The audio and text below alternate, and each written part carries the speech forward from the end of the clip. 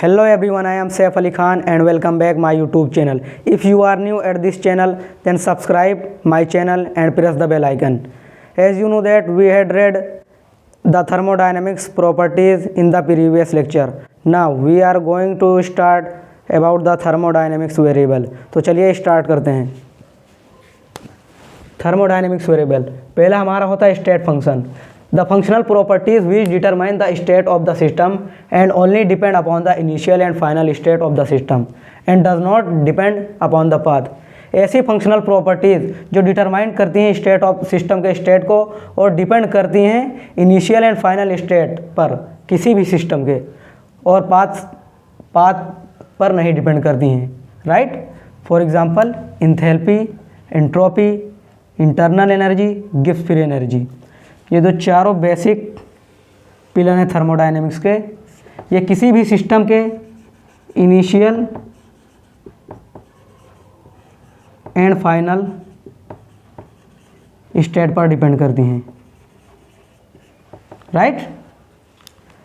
और किसी भी गैस के चार वेरिएबल्स होते हैं: pressure, temperature, volume, number of moles. ये भी इनिशियल एंड फाइनल स्टेट पर डिपेंड करते हैं.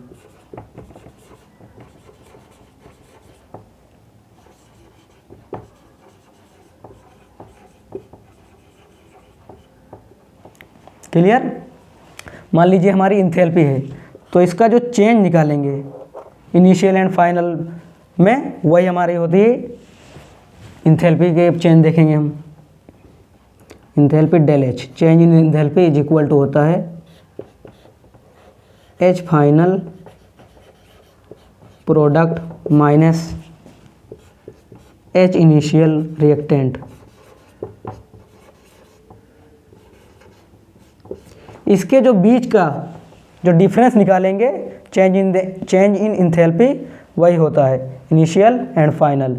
किसी भी केमिकल रिएक्शन में ये जो है इंथैल्पी का, किसी भी केमिकल रिएक्शन, एंट्रोपी हो, ये जो सारी बेसिक पिलर है थर्मोडायनेमिक्स के चारों, ये किसी भी केमिकल रिएक्शन में इनिशियल एंड फाइनल स्टेट पर डिपेंड करते हैं. किसी भी सिस्टम के पाथ फंक्शन में नहीं डिपेंड करते हैं ये. राइट.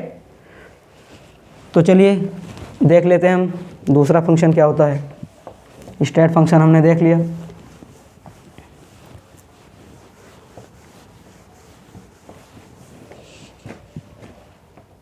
दूसरा होता है हमारा पाथ फंक्शन.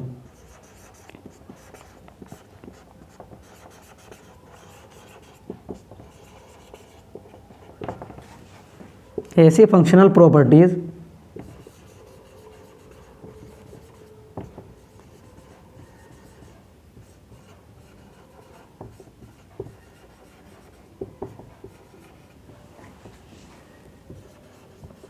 जो दोनों पर डिपेंड करती हूँ, मतलब पाथ पर भी, इनिशियल एंड फाइनल स्टेट पर किसी भी सिस्टम के, जो दोनों पर डिपेंड करें उसी को हम कहते हैं पाथ फंक्शन.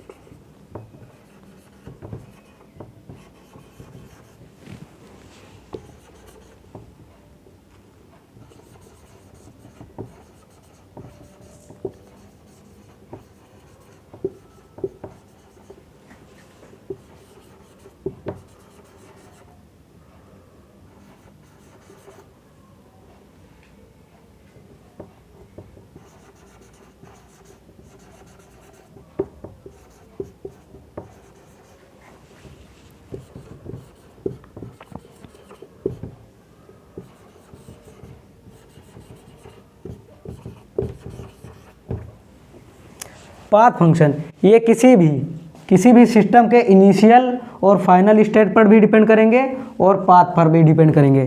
फॉर एग्जांपल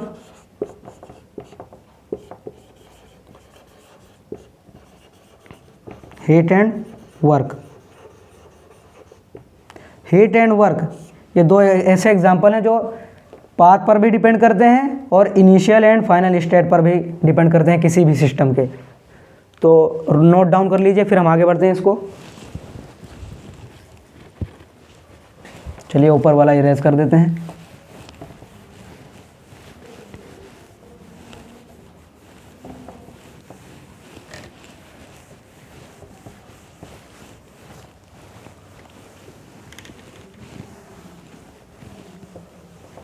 अब हम बात करेंगे थर्मोडायनेमिक्स प्रोसेसेस के बारे में।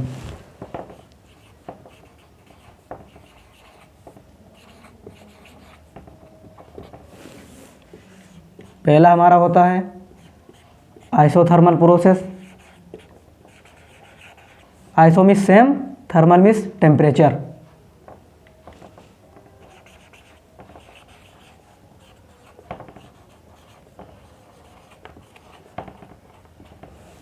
ऐसा प्रोसेस जिसमें टेम्परेचर कांस्टेंट हो।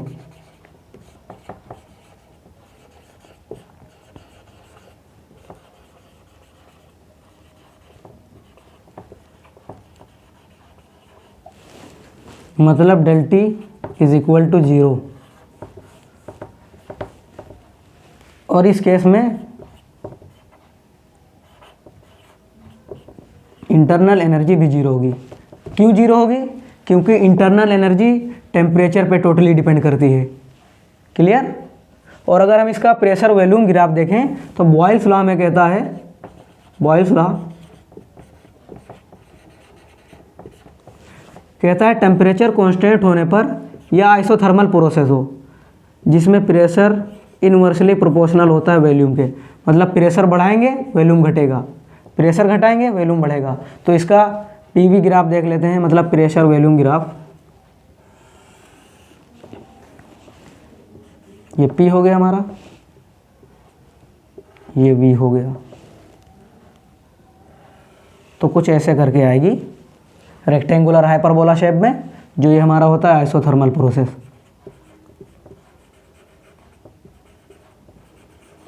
ये जेई नीट में आता है, दे दिया जाएगा प्रेशर वॉल्यूम ग्राफ, इसमें एनिमेशन करना होगा। दूसरा हमारा होता है एडियाबैटिक प्रोसेस।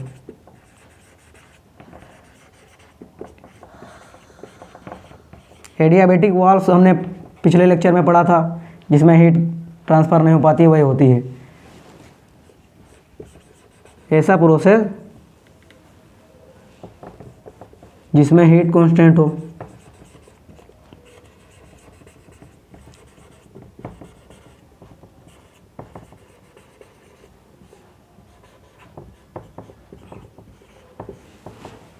अब एडियाबैटिक प्रोसेस का हम प्रेशर वॉल्यूम ग्राफ देख लेते हैं। तो कुछ ऐसे यहीं से निकलेगा। ये ज़्यादा स्लोप रहेगा, ये कम है। तो ये हमारा हो गया एडियाबैटिक प्रोसेस, राइट। अब तीसरा हमारा आता है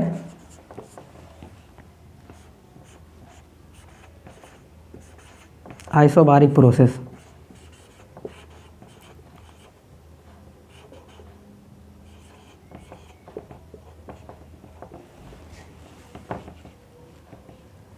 ऐसा प्रोसेस जिसमें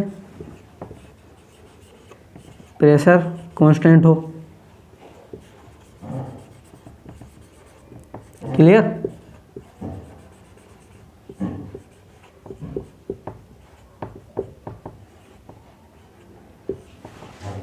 आइसोबारिक का प्रेशर वॉल्यूम ग्राफ देख लेते हैं। तो यहाँ से प्रेशर एकदम कांस्टेंट रहेगा। ये रहेगी हमारी आइसोबारिक प्रोसेस की ग्राफ। क्लियर? अब आप लोग सोच रहे होंगे ये वॉल्यूम वाली लाइन पर क्यों है, प्रेशर की लाइन? क्योंकि हमने देखा था बॉयल्स लॉ में प्रेशर जो है वॉल्यूम के इनवर्सली प्रोपोर्शनल है, मतलब उल्टा है। प्रेशर वाली लाइन में हमें वॉल्यूम मिलेगा, वॉल्यूम वाली लाइन में हमें प्रेशर मिल गया। क्लियर? चौथा आता है हमारा आइसोकोरिक प्रोसेस।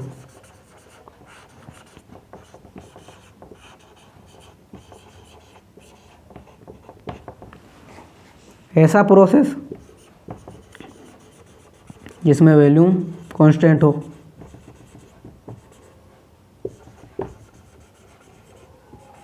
मतलब del V is equal to 0। Pressure volume इसका ग्राफ देखेंगे तो यहाँ से कुछ ऐसे आएगा। ये सीधी लाइन एकदम कांस्टेंट रहेगी। ये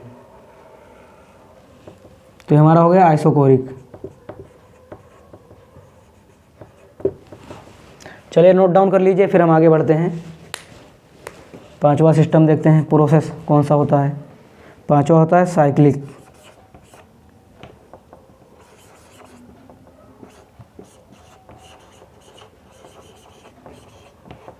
साइक्लिक प्रोसेस देखते हैं क्या होता है।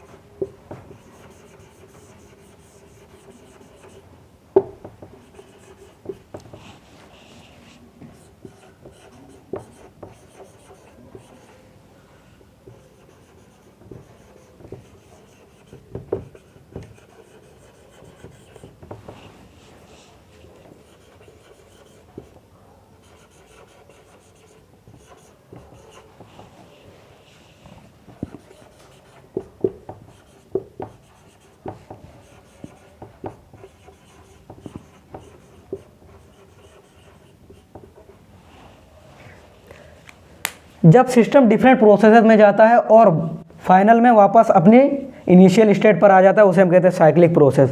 फॉर एग्जांपल, मान लीजिए हम इस पॉइंट पर थे, यहाँ पर हम ए पॉइंट से बी पॉइंट पर गए, बी से सी पर गए, फिर हम अपने ए पॉइंट पर वापस आ गए, मतलब यहाँ से होकर यहाँ से घूमकर अपनी इनिशियल पॉइंट पर आ गए, इनिशियल स्टेट पर आ गए, तो होता है हमारा साइक्लिक प्रोसेस। इस केस में इंथैल्पी जीरो होगी, टेम्परेचर जीरो होगा, बट वर्क नॉन ज़ीरो होगा।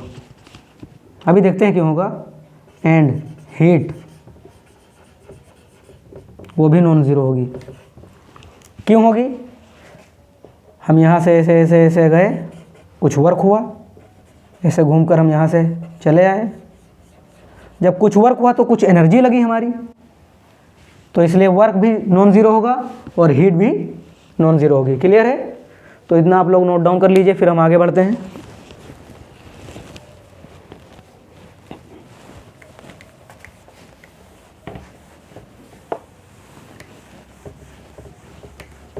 प्रेशर वॉल्यूम ग्राफ बहुत इंपॉर्टेंट है, जेईई और नीट में पूछा जाता है ये। जितना पढ़ाया आई होप कि आप लोगों को क्लियर हो गया होगा।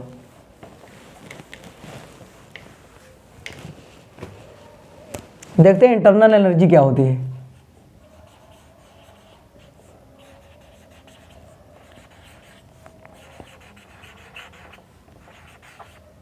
इंपॉर्टेंट क्वेश्चन में पूछी जाती है।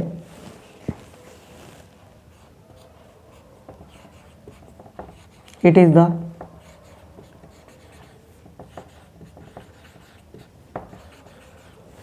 टोटल एनर्जी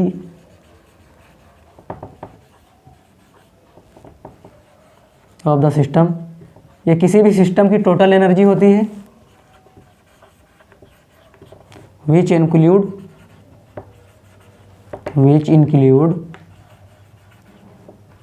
जिसमें इंक्लूड होती है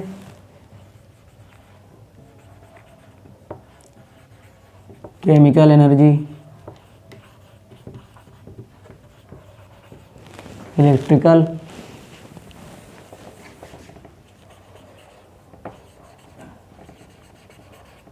mechanical energy and other types of energies.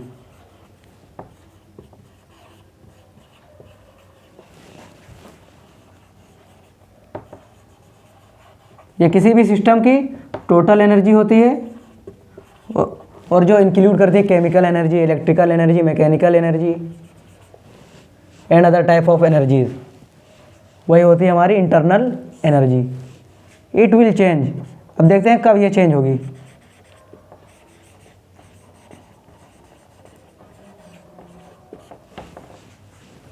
पहला पॉइंट हमारा आता है व्हेन। कब चेंज होगी? व्हेन सिस्टम हीट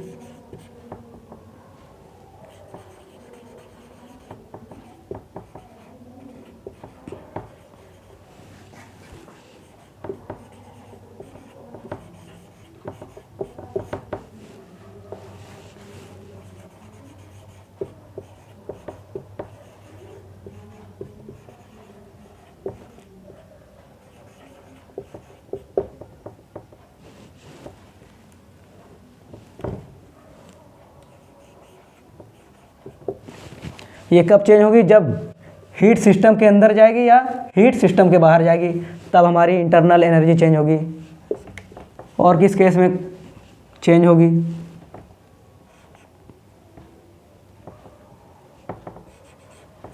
देखते हैं। जब वर्क डन होगा सिस्टम पर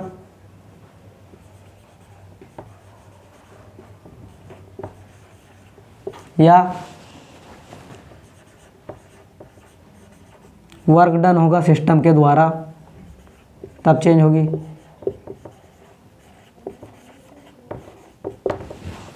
देखते हैं कब चेंज होगी। अब तीसरा केस क्या है?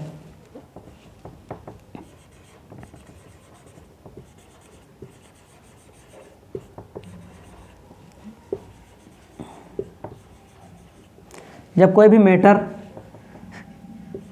इंटर करेगा किसी भी सिस्टम में, तब चेंज होगी। या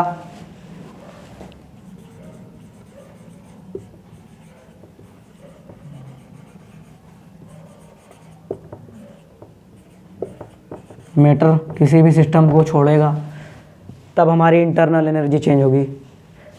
ये बहुत इंपॉर्टेंट चीज़ है, इसे आप लोग नोट डाउन कर लीजिए, फिर हम आगे बढ़ते हैं।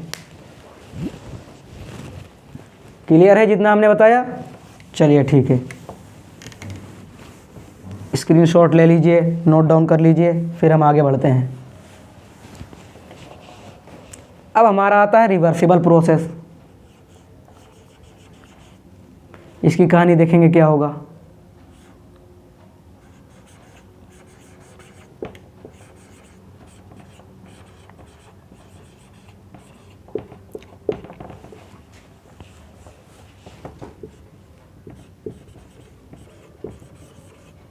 इसमें जो सिस्टम होगा डायनामिक इक्विलिब्रियम में होगा।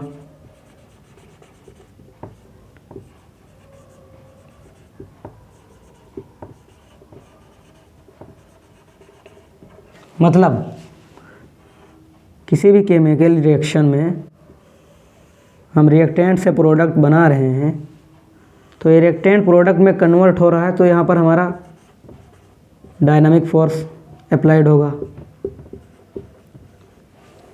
और ये रिएक्टेंट प्रोडक्ट चेंज होने में रोक रहा है इसे, मतलब रिएक्टेंट अपोज कर रहा है प्रोडक्ट बनने में, तो अपोजेबल फोर्स होगा।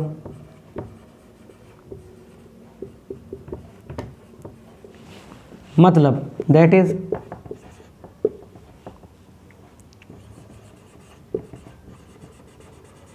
डायनामिक फोर्स इक्वल होगा अपोजेबल फोर्स के। क्लियर?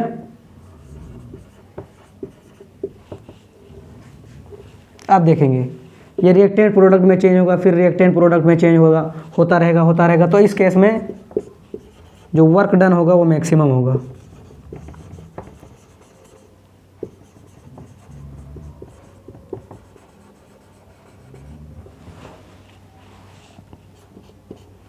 और पॉइंट देखते हैं।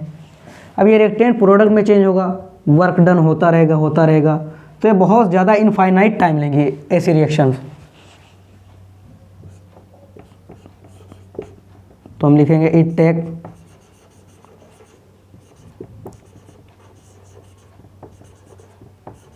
इनफाइनाइट टाइम टू कंप्लीट होने में बहुत इनफाइनाइट टाइम ले लेंगी। और ऐसी रिएक्शन एक्चुअली पॉसिबल नहीं है, ये इमेजिनरी होती हैं।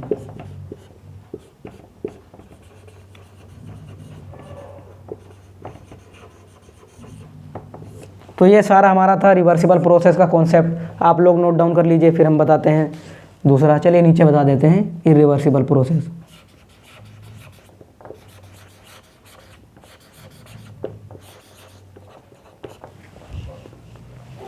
इसमें जो हमारा सिस्टम होगा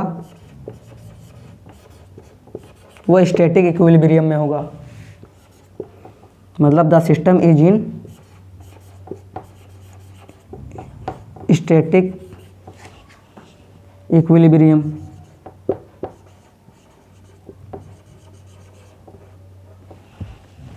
किसी भी रिएक्टेंट से ये टुवार्ड द डायरेक्शन काम करेगा, किसी भी रिएक्टेंट को फौरन प्रोडक्ट में चेंज कर देगा, तो डायनामिक फोर्स रहेगा केवल इसमें।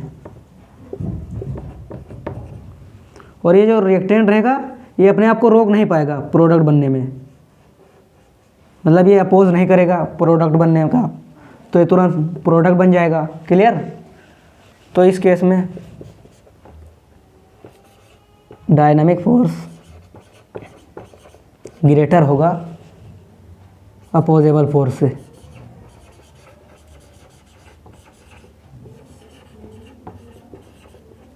और हम देखेंगे रिएक्टेंट प्रोडक्ट में चेंज हो जाएगा, तो इसमें वर्क डन मिनिमम होगा।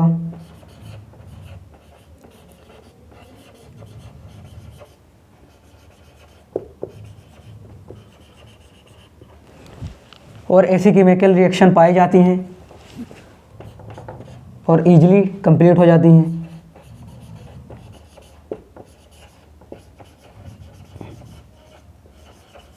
ये ज़्यादा टाइम नहीं लगाती हैं, इजीली कंप्लीट हो जाती हैं। ये था हमारा इरिवर्सिबल प्रोसेस का कॉन्सेप्ट। तो आई होप आप लोगों को जितना आज मैंने बताया वो क्लियर हो गया होगा। हम अब नेक्स्ट लेक्चर में मिलेंगे, तब तक के लिए बने रहिए मेरे साथ। और अभी तक आप लोगों ने मेरे चैनल को सब्सक्राइब नहीं किया है तो मेरे चैनल को सब्सक्राइब कर दीजिए और बेल आइकन को प्रेस कर दीजिए। Thank you.